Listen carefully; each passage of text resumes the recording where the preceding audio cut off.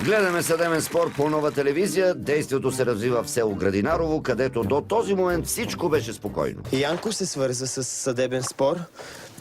Казва, че дъщеря ви не му дава да си вижда детето вече повече от една година. Кога? От февруари 2012 година, нали така? 12 от февруари, 22 февруари. Тогава, както взях от тук, не ми разрешава да видим детето си. Това отговаря ли на истината? Ко? Не. Тъста хем не разбра въпроса, хем отговори. Ко? Не. Направо е като машина.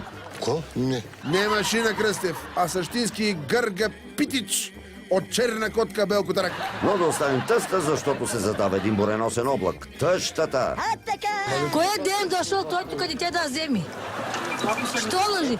Що докара той този телевизор?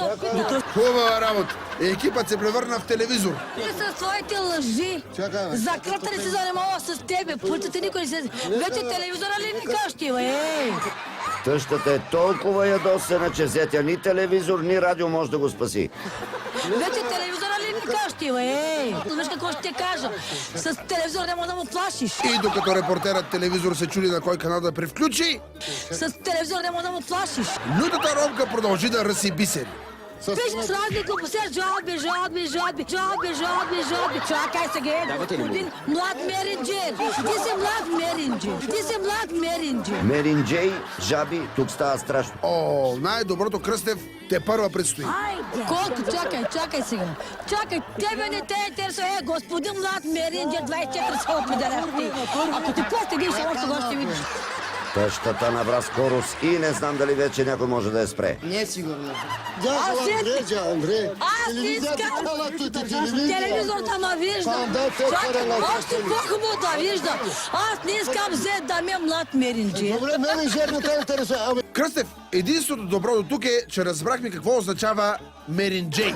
Аз не искам взе да ме млад меринджер. Добре, менеджер не те интересува. Репортерът телевизор се намеси, но това нагнети още повече обстановката.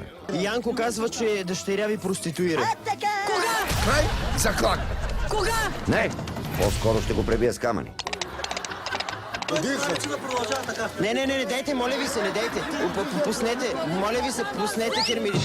Абе, той не е твоето дете. Докажи е твоето. Направи дека. Ще ти ме този телевизор. Това не могат да го укрутят и в цирка. Ще ти ме този телевизор. А кой е баща на детето?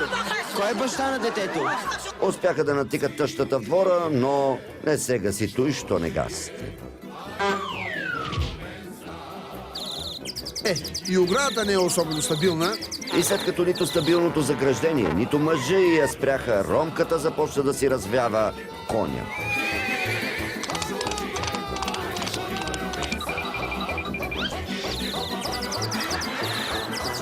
Си да се откапва чуждо дете. Как се откажи, като той е мой вече? Правда ли? Може ли вътре? На това му се казва нагледно доказателство.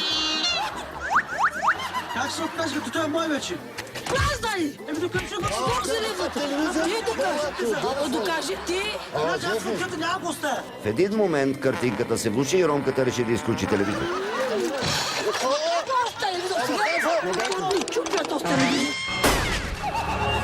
Всъщност, Малине, я пусни телевизора отново да видим най-добрите моменти. Ко? Не. Вече телевизора ли не кащи, бе? Знаеш какво ще ти кажа?